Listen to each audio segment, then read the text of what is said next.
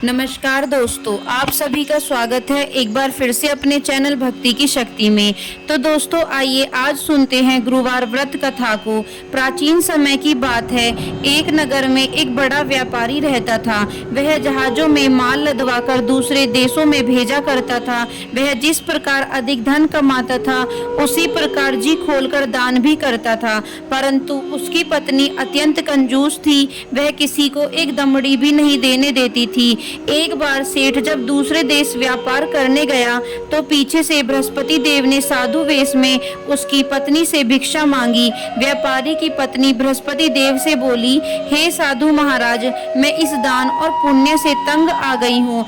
आप कोई ऐसा उपाय बताएं जिससे मेरा सारा धन नष्ट हो जाए और मैं आराम से रह सकूं। मैं यह धन लुटता हुआ नहीं देख सकती।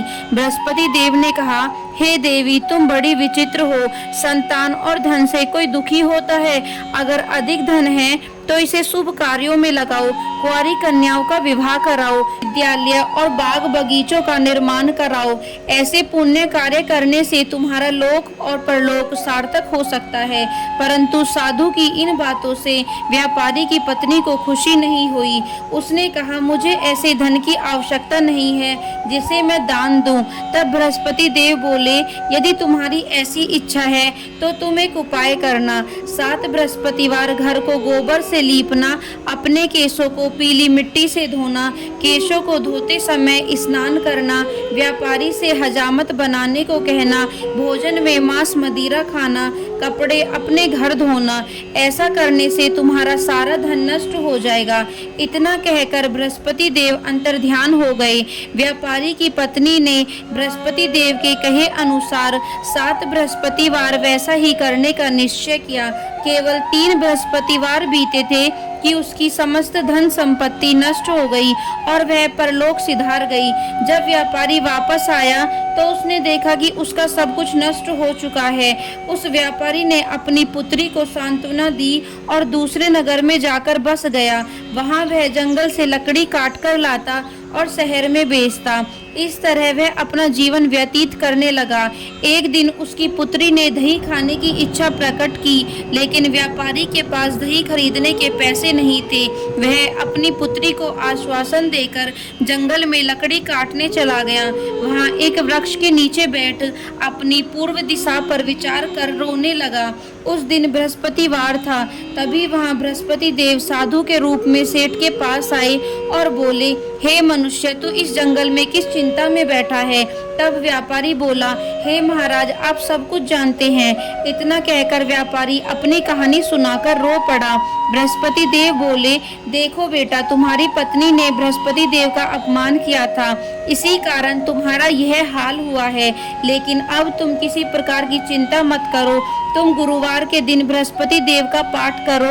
2 पैसे के चने और गुड़ को लेकर जल के लोटे में शक्कर डालकर वह अमृत और प्रसाद अपने परिवार के सदस्यों और कथा सुनने वालों में बांट दो। स्वयं भी प्रसाद और चरना अमृत लो। भगवान तुम्हारा अवश्य कल्याण करेंगे। साधु की बात सुनकर व्यापारी बोला, महाराज, मुझे तो इतना भी नहीं बचता कि मैं अपनी पुत्री को दही लाकर दे सकूं। इस पर साधु जी बोले, तुम लकड़ियां शहर में बेचने जाना। तुम्हें लकड़ियों के दाम पहले से चौगुने मिलेंगे, जिससे तुम्हारे सारे कार्य सिद्ध हो जाएंगे।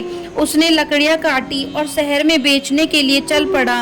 उसकी लकड़ियां अच्छे दाम में बिक गई, जिससे उसने अपनी पुत्री के लिए दही लिया और गुरुवार की कथा हेतु चना गुड़ लेकर कथा की और प्रसाद बांटकर स्वयं भी खाया। उसी दिन से उसकी सभी कठिनाइयां दूर होने लगी, परंतु अगले बृहस्पतिवार को वह कथा करना भूल गया।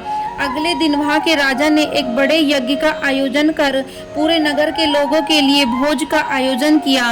राजा की आज्ञा अनुसार पूरा नगर राजा के महल में भोज करने गया, लेकिन व्यापारी व उसकी पुत्री तनिक विलंब से पहुंचे। अतः उन दोनों को राजा ने महल में ले जाकर भोजन कराया। जब वे दोनों लौटकर आए तब रानी ने देखा कि उसका खूंटी पर टंगा हार गायब है। रानी को व्यापारी और उसकी पुत्री पर संदेह हुआ कि उसका हार उन दोनों ने ही चुराया है। राजा की आज्ञा से उन दोनों को कारावास की कोठरी में कैद कर दिया गया। कैद में पड़कर दोनों अत्यंत दुखी हुए। वहां उन्होंने बृहस्पति देवता का स्मरण किया। बृहस्पति देव ने प्रकट होकर व्यापारी को उसकी भूल का आभास कराया और उन्हें सलाह दी कि गुरुवार के दिन कैद खाने के दरवाजे पर तुम्हें 2 पैसे मिलेंगे। उनसे तुम चने और मुनक्का मंगवाकर विधि पूर्वक बृहस्पति देवता का पूजन करना, तुम्हारे सब दुख दूर हो जाएंगे। बृहस्पतिवार को कैद खाने के द्वार पर उन्हें 2 पैसे मिले। बाहर सड़क पर एक स्त्री जा रही थी। व्यापारी ने उसे बुलाकर गुड़ और चने लाने को कहा। इस पर वह स्त्री बोली, मैं अपनी बहू के लिए गहने लेने जा रही हूँ, मेरे पास समय नहीं है। इतना कहकर वह चली गई। थोड़ी देर बाद वहां से एक और स्त्री निकली। व्यापारी ने उसे बुलाकर कहा कि हे बहन, मुझे बृहस्पतिवार की कथा करनी है, तो मुझे 2 पैसे का गुड़ चना ला दो। बृहस्पति देव का नाम सुनकर वह स्त्री बोली, भाई मैं अभी तुम्हें गुड़ चना लाकर देती हूँ। मेरा इकलौता पुत्र मर गया है, मैं उसके लिए कफन लेने जा रही थी, लेकिन मैं पहले तुम्हारा काम करूंगी, उसके बाद अपने पुत्र के लिए कफन लाऊंगी। वह स्त्री बाजार से व्यापारी के लिए गुड़ चना ले आई और स्वयं भी बृहस्पति देव की कथा सुनी। कथा के समाप्त होने पर वह स्त्री कफन लेकर अपने घर गई। घर पर लोग उसके पुत्र की लाश को राम नाम सत्य कहते हुए शमशान ले जाने की तैयारी कर रही थी। स्त्री बोली, मुझे अपने लड़के का मुख देख लेने दो। अपने पुत्र का मुख देखकर उस स्त्री ने उसके मुंह में प्रसाद और चरणामृत डाला। प्रसाद और चरणामृत के प्रभाव से वह पुनः जीवित हो गया। पहली स्त्री जिसने बृहस्पति देव का निरादर किया था, वह जब अपने पुत्र के विवाह हेतु पुत्र वधू के लिए गहने लेकर लौटी और जैसे ही उसका पुत्र घोड़ी पर बैठकर निकला, वैसे ही घोड़ी ने ऐसी उछाल मारी कि वह घोड़ी से गिरकर मर गया। यह देख स्त्री रो रो कर बृहस्पति देव से क्षमा याचना करने लगी। उस स्त्री की याचना से बृहस्पति देव साधु वेश में वहां पहुंचकर कहने लगे, देवी तुम्हें अधिक विलाप करने की आवश्यकता नहीं है, यह बृहस्पति देव का अनादर करने के कारण हुआ है। तुम वापस जाकर मेरे भक्त से क्षमा मांगकर कथा सुनो, तभी तुम्हारी मनोकामना पूर्ण होगी। जेल में जाकर उस स्त्री ने व्यापारी से माफी मांगी और कथा सुनी। कथा के बाद वह प्रसाद और चरणामृत लेकर अपने घर वापस गई। घर आकर उसने चरणामृत अपने मृत पुत्र के मुख में डाला। चरणामृत के प्रभाव से उसका पुत्र भी जीवित हो उठा। उसी रात बृहस्पति देव राजा के सपने में आए और बोले, हे राजन, तूने जिस व्यापारी और उसकी पुत्री को जेल में कैद कर रखा है वह बिल्कुल निर्दोष है। तुम्हारी रानी का हार वही खूंटी पर टंगा है। दिन निकला तो राजा रानी ने हार खूंटी पर लटका हुआ देखा। राजा ने उस व्यापारी और उसकी पुत्री को रिहा कर दिया और उन्हें आधा राज्य देकर उसकी पुत्री का विवाह उच्च कुल में करवाकर दहेज में हीरे जवाहरात दिए। तो दोस्तों, यह थी श्री बृहस्पति देव जी की कथा।